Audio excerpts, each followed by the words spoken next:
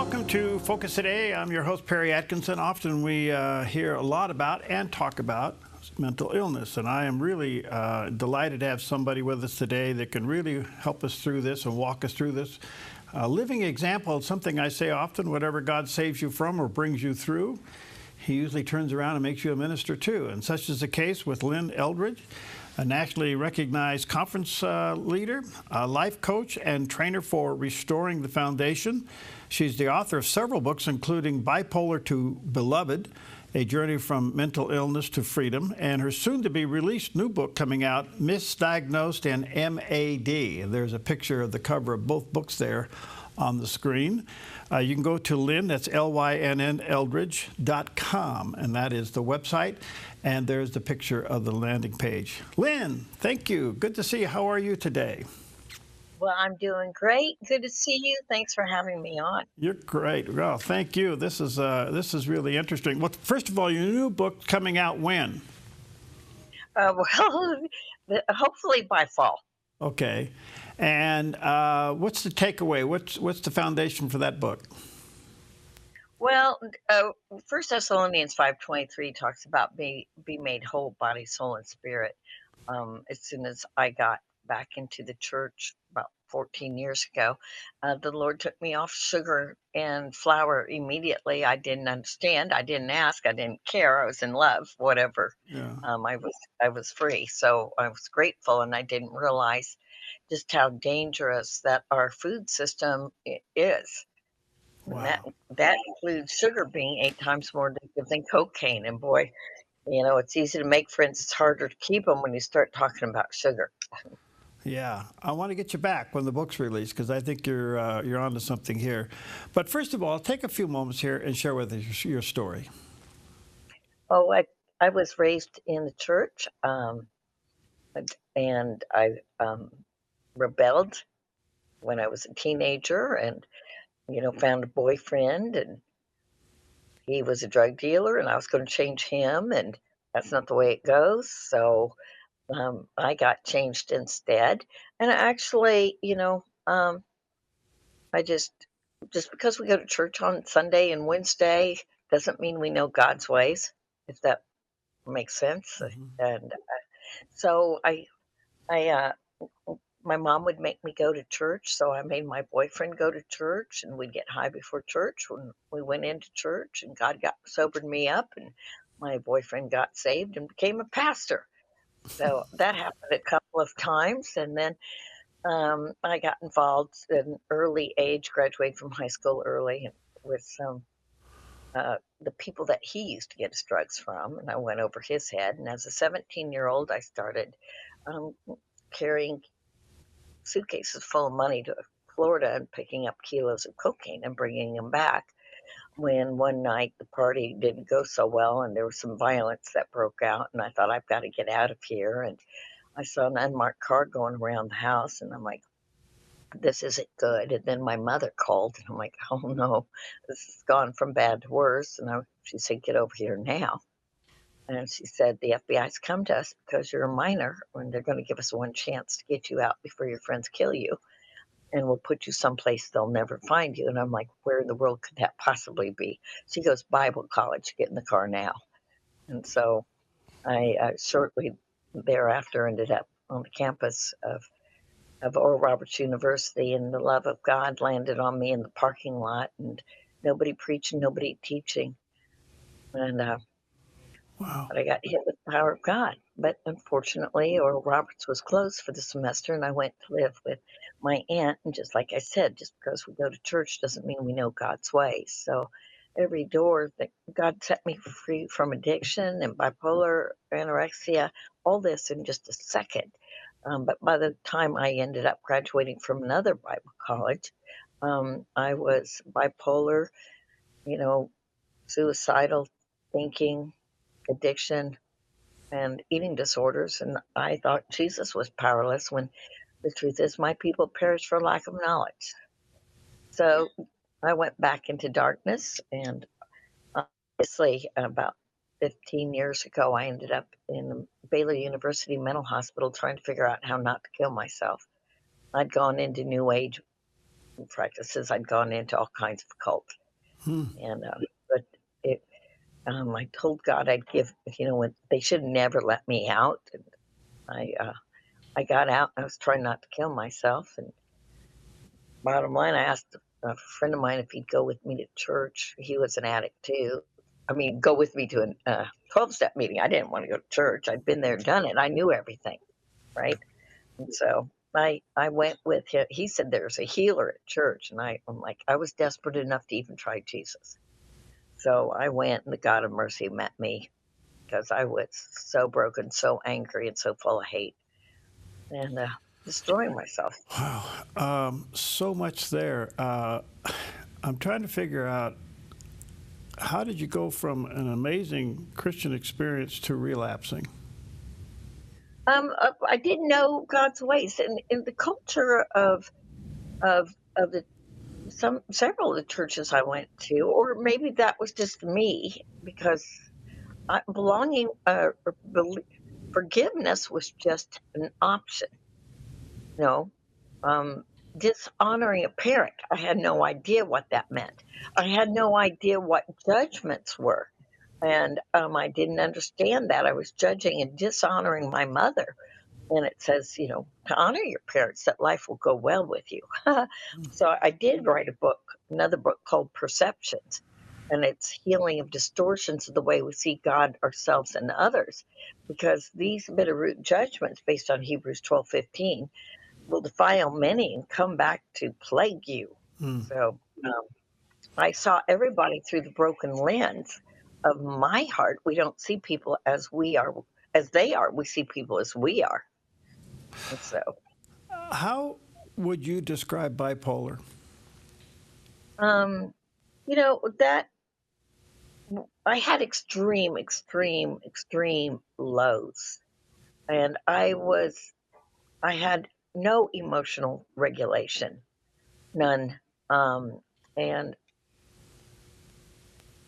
I was intolerable to myself and others, if that makes sense. So when I ended up in a treatment center decades ago, they officially diagnosed me, but this runs in my family supposedly. I also have learned that gut health runs in a family, so maybe part of it's generational habits, even eating habits. Maybe you get your gut health from your mama, and maybe if your mom doesn't have gut health, you won't either. And if you cannot absorb nutrients, you're going to be crazy. If you play in the occult, that will be a bad day for you too. And Um, Forgive me if I misasked this question, but I'm trying to figure out in your story here. Uh, how do you separate mental health from addiction? well, my my aunt died committed by law to a mental institution, and she died there, and she was not an addict of drugs or alcohol. She was a food addict, and so it's a fine line. A lot of people who get set free of addiction, whatever whatever way, whether it be a 12-step program, they all of a sudden their mental health issues go away. Obviously, addiction destroys your brain, but some people medicate to try and feel normal. Hmm. So you experienced the transcendent healings of God Right, twice, if I heard your story right. Is that right? right, right. But the first time I didn't know how to keep it. I was living in unforgiveness. I still dishonored my mother. I was judgmental. I was arrogant. I didn't know the ways or the nature of our King. And Hosea 4:6 says, my people are destroyed for lack of knowledge. And that verse goes on to say, because you did not want to learn my ways. And I just didn't know the ways of God. I mean, it seems like a no brainer, forgiveness. But the truth is, when we get trauma and we think we have rights to be hurt and offended, and we don't have rights. Jesus didn't die to give us rights, you know. Hmm. And so those Jesus said, that opens the door to the tormentor when we live in unforgiveness. Yes, it does. So the forgiveness thing is really, really interesting because I'm trying to figure out how you would describe it. I mean, you're trying to forgive yourself and others and how you were treated, what happened. How did you diagnose where to start with forgiveness?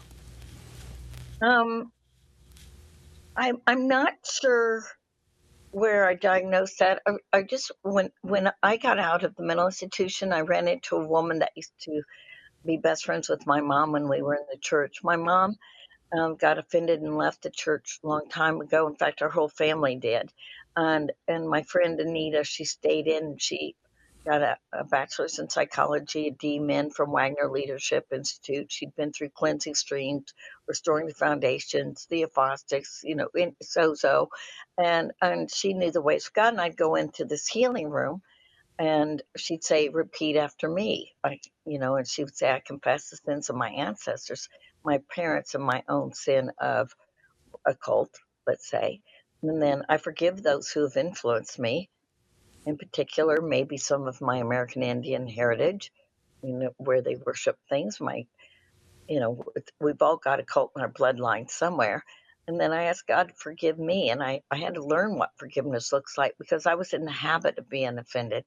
And the habits we have will determine the kingdom we inhabit, right? But I was crazy in love with Jesus, basically. I just fell in love. He touched me. It was love that healed my heart. Mm. And I was chasing after him with everything I had. And I still continue today, like my life depends on it because it does. Yes. You know? One other question in your background: do you believe there is a connection generationally with mental health? Oop. Whoop, did we lose you? Oh, there you are. There you are. Sorry about that. Can you hear me now? Yeah. Okay. Uh, did you hear my question? Oops. Yes, I did. Okay. I was looking for an adapter here. Okay. Um, Okay, let me take a break here. We'll reconnect with her. Let me just give you a couple of things. She does have a website. LynnEldridge.com is the website. There's a picture of that landing page. Her previous book is Bipolar to Beloved, and there's a picture of the cover of that book. And then coming up this fall will be her new book, Misdiagnosed and MAD. And we're going to talk about that, big pharma and processed foods. We'll take a quick break. We'll be right back.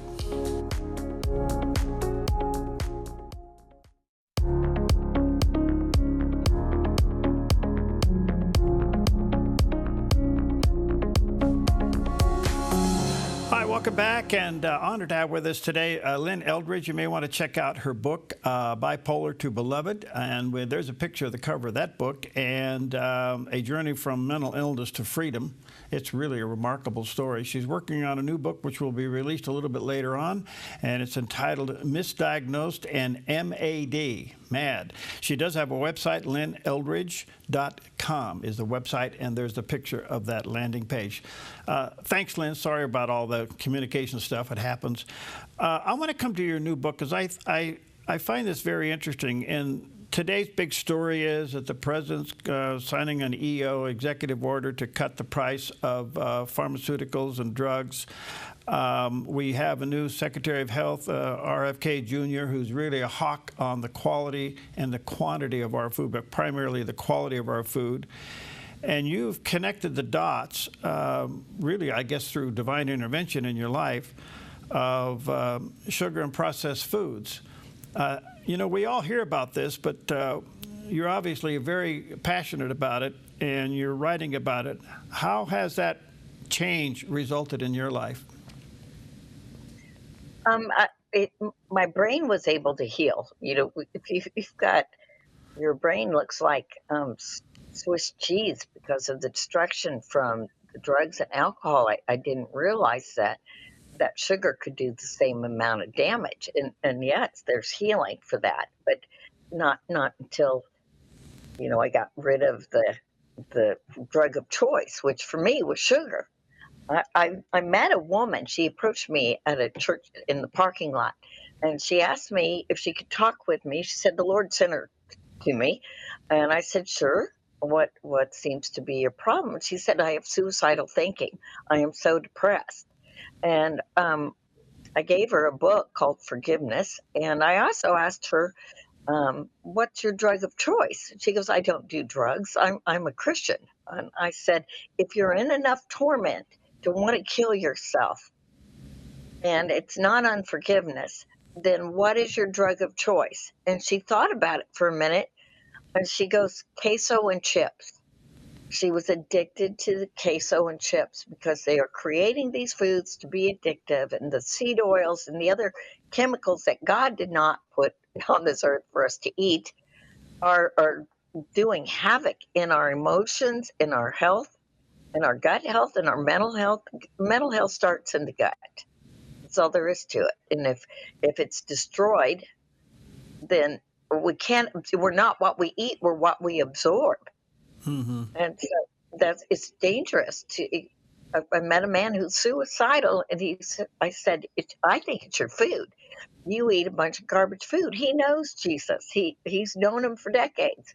And the truth is, all the antibiotics, all the processed garbage has destroyed his gut health. I don't know if he ever had it to begin with. It's usually generational. You get it from your mother in the birth canal. Well, if your mom doesn't have it, like I said, then you've got generational and it runs in your family. Well, what runs in your family? Bad gut health or you know the occult? Where's the unforgiveness? Did you open the door? But it's all body, soul, and spirit.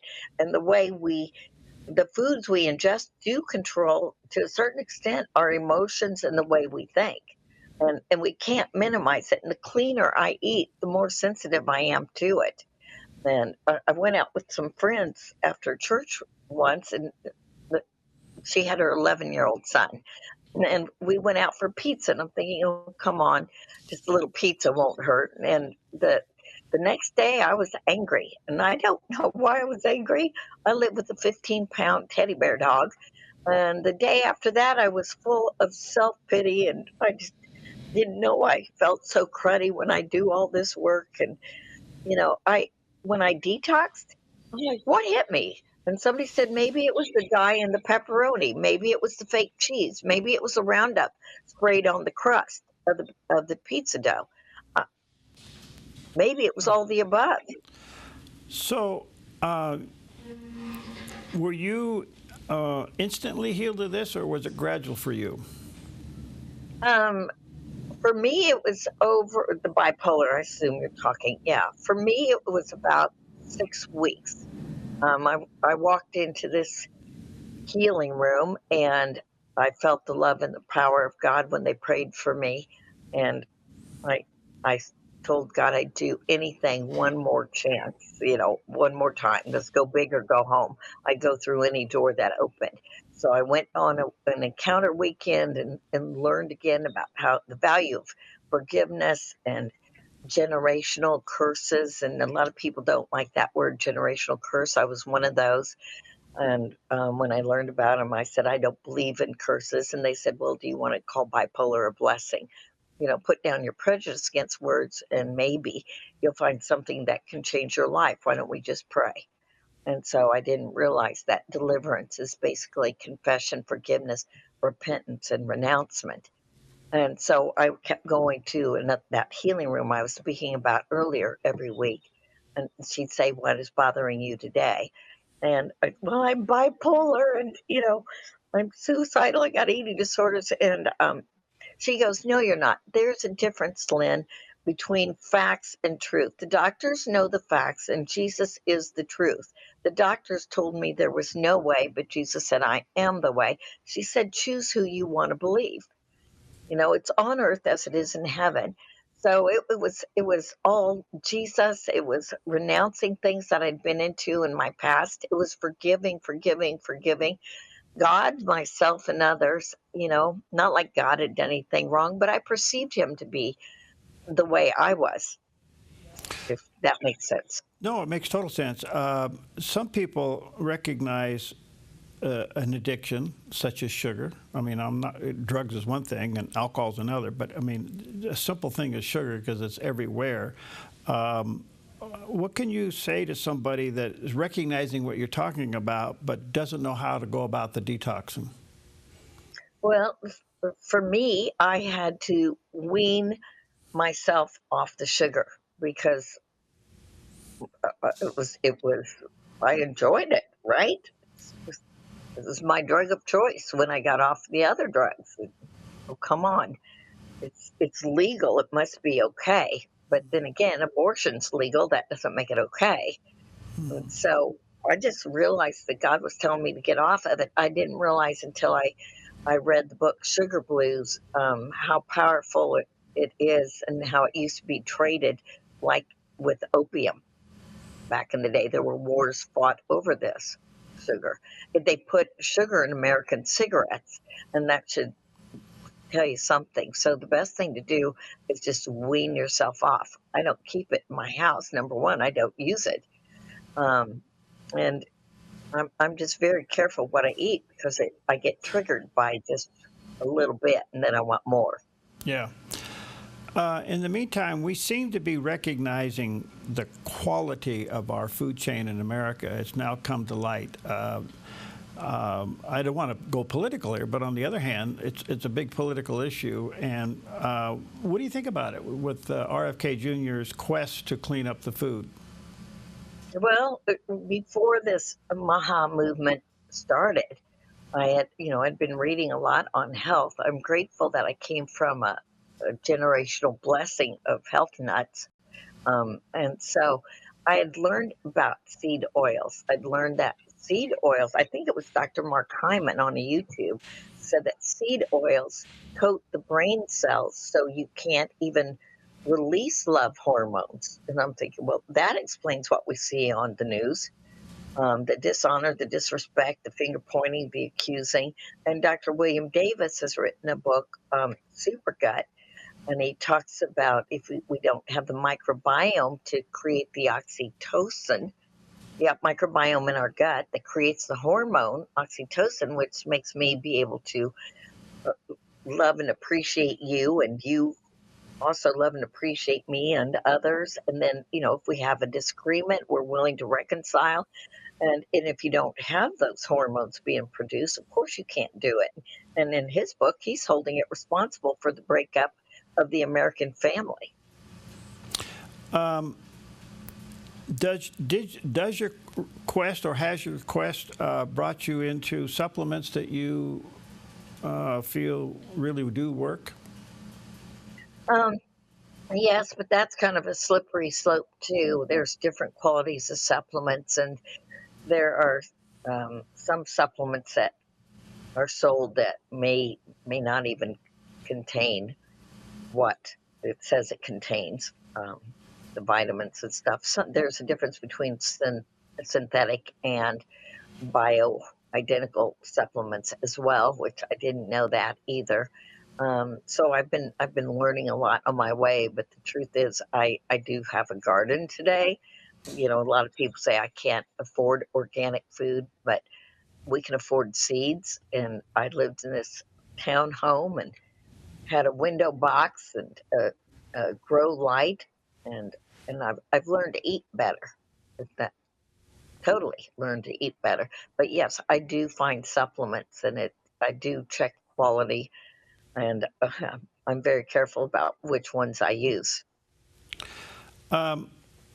Your book, your first book, well, the one that we're talking about, your Bipolar to Beloved, you have I guess, a companion workbook on that talks about spiritual keys to freedom. Can you highlight that for us? Yes, willingness is the key. If I'm not willing to be teachable, if I'm not willing to learn some things, it really is a simple gospel. Blessed are those who hunger and thirst. And I started chasing Jesus like my life depended on it because it did. And like I said, it still does today. And then I had to learn about forgiveness, and I had to learn how to make it a habit, and I had to learn how to meditate on the word. You know, like Psalm 1 says, You know, if you sit in the council of the ungodly, or sit in the way of scorners, Hmm. you'll wither. But if those who take delight in the law of the Lord, they will be like a tree planted by rivers of living water. Well, that's what the neurons look like in our brain. They look like trees.